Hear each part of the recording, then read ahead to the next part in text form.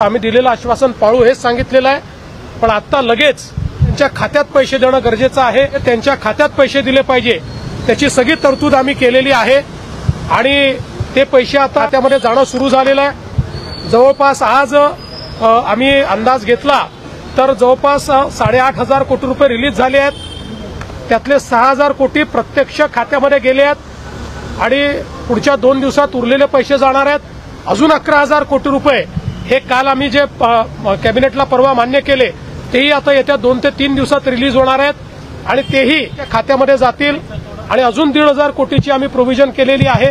त्यामुळे आमच्या खात्यामध्ये पैसे जाणं हे महत्वाचं आहे, ते आम्ही जाणं सुरू केलेलं आहे आणि माझा अंदाज आहे की पुढच्या 15 ते 20 दिवसात 90% खात्यात हे पैसे पोहोचून जातील। 10% कदाचित अनेक वेळा आम्हाला अनुभव आहे, खात्याच्या अडचणी असतात त्या जाऊन सोडवाव्या लागतात, मल्टिपल खाती असतात, अशा प्रकारच्या गोष्टी असतात। त्यामुळे तेही आम्ही त्यांचेही जे बाकी 10% आहेत त्यांचेही आम्ही त्या ठिकाणी पूर्ण करू आणि फॉर्च्युनेटली याला कुठली आचारसंहिता नसते, त्यामुळे आचारसंहिता लागली तरी ही मदत त्यांच्या खात्यामध्ये जाऊ शकते। अखेर काल लाडक्या बहिणीची प्रतीक्षा आजपासून समाप्त झालेली आहे। कारण लाडक्या बहिणींना नोव्हेंबर महिन्याचा हप्ता कधी जमा होईल, नोव्हेंबर महिन्याच्या हप्त्यासाठी तुम्ही प्रतीक्षा करत असाल तर तुमची प्रतीक्षा आजपासून समाप्त झालेली आहे। कारण आजपासून लाडक्या बहिणींच्या खात्यामध्ये नोव्हेंबर महिन्याचे 1,500 रुपये जमा व्हायला सुरुवात झालेली आहे। ज्या बहिणींना ऑक्टोबर महिन्याचा हप्ता जमा झाला असेल तर त्या बहिणींना नोव्हेंबर महिन्याचा हप्ता आजपासून सुरू करण्यात आलेला आहे। आज सकाळीच मुख्यमंत्री देवेंद्र फडणवीस साहेब, महिला व बालविकास मंत्री आदित्यताई तटकरे मॅडम यांनी सकाळी डीबीटीचा बटन दाबून पहिल्या टप्प्यामध्ये वितरण सुरू केलेले आहे। बघा, आज सकाळी डीबीटीचा बटन दाबून पहिला टप्पा सुरू केलेला आहे आणि याची तरतूद काल जीआर आल्यानंतर याची तरतूद झालेली आहे। तर यामध्ये सरकारने 2,215 कोटी रुपयाची तरतूद केलेली आहे नोव्हेंबर महिन्याच्या हप्त्यासाठी। आणि नोव्हेंबर महिन्याच्या हप्त्यासोबत ज्या बहिणींना ऑक्टोबर महिन्याचा हप्ता आला नसेल त्या बहिणींना ऑक्टोबर महिन्याचा हप्ता आणि नोव्हेंबर महिन्याचा हप्ता म्हणजे 1,500 + 1,500 3,000 रुपये तुमच्या बँक खात्यामध्ये जमा होणार आहे। कारण राज्य शासनाने एक ठराव केलेला आहे की आपल्या महाराष्ट्रामध्ये लाडकी बहीण योजना जी आता सुरू केलेली आहे, या योजनेच्या माध्यमातून एकही बहिणींना योजनेपासून वंचित राहू देणार नाही आणि कुठलाही हप्ता पेंडिंग राहणार नाही।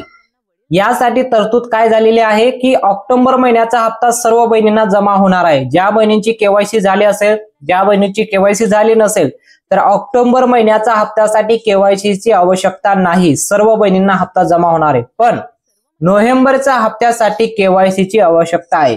नोव्हेंबरच नाही तर यासाठी येणारा पुढील जेवढाही हप्ता येणार आहे, तुम्हाला डिसेंबरचा हप्ता असू द्या, जानेवारीचा हप्ता असू द्या, या हप्त्याचे पैसे जर तुमच्या बँक अकाउंट मध्ये घ्यायचे असतील तर तुम्हाला केवायसी करणे बंधनकारक आहे। ऑक्टोबर महिन्यासाठी केवायसीची आवश्यकता नाही, पण नोव्हेंबरच्या हप्त्यासाठी आणि पुढे येणाऱ्या हप्त्यासाठी तुम्हाला केवायसीची आवश्यकता आहे। 18 नोव्हेंबर 2025 शेवटची तारीख आहे तुम्हाला केवायसी करणं। जर तुम्ही अजूनही केवायसी केली नसेल तर या तारखेच्या अगोदर तुम्ही केवायसी करून घेणं गरजेचं आहे। जर तुम्ही केवायसी केली नाही तर तुमचा हप्ता नोव्हेंबर महिन्याचा आणि यापुढे येणारा हप्ता कायमस्वरूपी बंद करण्यात येणार आहे। म्हणून लवकरात लवकर केवायसी करून घेणं गरजेचं आहे। तर आपण महत्त्वाची माहितीकडे जाऊया की राज्यामध्ये आज पहिल्या टप्प्यामध्ये 12 जिल्ह्यांमध्ये लाडकी बहीण योजनेचा हप्ता जमा होतोय। तर त्या 12 जिल्ह्यांची नावं तुम्हाला वाचून दाखवतो, कारण राज्य शासनाने काल जीआर जाहीर केलेला आहे। त्या जीआर मध्ये 3 टप्प्यामध्ये पैसे वाटप होणार आहे। पहिल्या टप्प्यामध्ये 12 जिल्ह्यांमध्ये, दुसऱ्या टप्प्यामध्ये 12 जिल्ह्यांमध्ये आणि तिसऱ्या टप्प्यामध्ये 12 जिल्ह्यांमध्ये, असं 36 जिल्ह्यांमध्ये 3 दिवसामध्ये पैसे वाटप कंप्लीट होणार आहे। म्हणून तुम्हाला 12 जिल्ह्यांची नाव वाचून दाखवतो।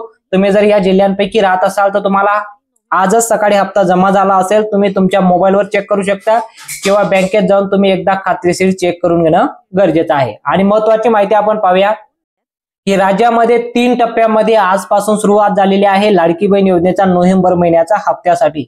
पहिल्या टप्प्यामध्ये 12 जिल्ह्यांमध्ये, दुसऱ्या टप्प्यामध्ये 12 जिल्ह्यांमध्ये, तिसऱ्या टप्प्यामध्ये 12 जिल्ह्यांमध्ये, अशा 36 जिल्ह्यांमध्ये पैसे वाटप होणार आहे। तर आज पहिला टप्पा सुरू झालेला आहे सकाळी, ज्याचा डीबीटीचा बटन दाबून सुरुवात केलेली आहे। तर तुम्हाला सांगतो आज डीबीटीचा बटन दाबून कोणत्या 12 जिल्ह्यांमध्ये पैसे जमा होत आहे। तर बघा, सर्वात अगोदर पहिला जिल्हा येतो पुणे। तुम्ही जर पुणे जिल्ह्यामध्ये राहत असाल तर तुम्हाला आनंदाची बातमी आहे, आजपासून तुमच्या खात्यामध्ये सकाळी पैसे जमा होत आहे। दुसरा जिल्हा आहे तो रत्नागिरी। तिसरा जिल्हा आहे तो सिंधुदुर्ग, त्यानंतर चौथा जिल्हा आहे तो सोलापूर, पाचवा जिल्हा आहे तो बीड, सहावा जिल्हा आहे तो सिंधुदुर्ग, त्यानंतर आठवा जिल्हा आहे तो छत्रपती संभाजीनगर, नववा जिल्हा आहे तो धुळे, 10वा जिल्हा आहे तो नागपूर, 11वा जिल्हा आहे तो गोंदिया, 12वा जिल्हा आहे तो नाशिक। या 12 जिल्ह्यांपैकी जर तुम्ही राहत असाल तर तुम्हाला लाडकी बहीण योजनेच्या माध्यमातून आज सकाळी डीबीटीचा बटन दाबून पैसे जमा झालेले असतील। जर तुम्हाला ऑक्टोबर महिन्याचा हप्ता आला असेल तर नोव्हेंबर महिन्याचे 1500 रुपये तुम्हाला जमा होत असतील, आणि जर तुम्हाला ऑक्टोबर महिन्याचे पैसे जमा झाले नसतील तुम्हाला ऑक्टोबर महिन्याचे आणि नोव्हेंबर महिन्याचे एकत्र 3000 रुपयाचा मेसेज तुम्हाला आला असेल जर हप्ता जमा झाला नसेल तर। महत्वाची माहिती आपण पाहूया। केवायसी केल्यानंतर तुम्हाला आता सर्व बँकांमध्ये पैसे जमा होणार नाही। ज्या खासगी छोट्या बँक आहेत त्या बँकांमध्ये पैसे जमा होत नाही, कारण खासगी आणि छोट्या बँकांना स्वतःचा IFSC कोड नसतो, तर त्या बँकांमध्ये आता तुमच्या लाडकी बहीण योजनेचे पैसे जमा होणार नाही। 2 महिन्यापूर्वी 18 नोव्हेंबर पर्यंत KYC ची प्रक्रिया पूर्ण करण्याच्या संदर्भामध्ये सर्वच आपल्या महाराष्ट्रातील लाडकी बहीण मुख्यमंत्री माझी लाडकी बहीण योजनेच्या लाभार्थी महिला ज्या आहेत त्या माता भगिनींना आम्ही त्या ठिकाणी सूचना केल्या होत्या। त्यानुसार जवळपास 1,20,00,000 अधिक महिलांची KYC ची प्रक्रिया 100% पूर्ण झालेली आहे, आणि 50 लाखापेक्षा अधिक अशा महिला आहेत ज्यांची साधारणपणे 60-70% ही जी प्रक्रिया आहे ती त्या ठिकाणी पूर्ण झालेली आहे।